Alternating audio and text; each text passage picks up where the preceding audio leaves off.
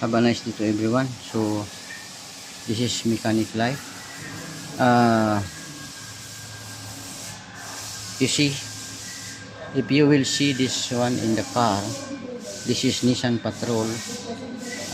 This is the sign that the shock absorber is leaking from inside.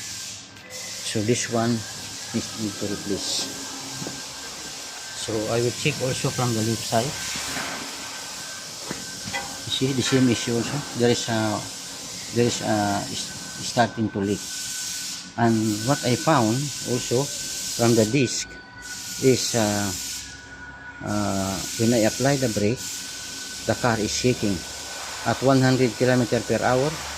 When I slowly apply the brake, the steering is shaking. So what I will do now is I have to remove the disc and send to Macarta to machine shop for skimming. Thank you and have a nice day. God bless you all.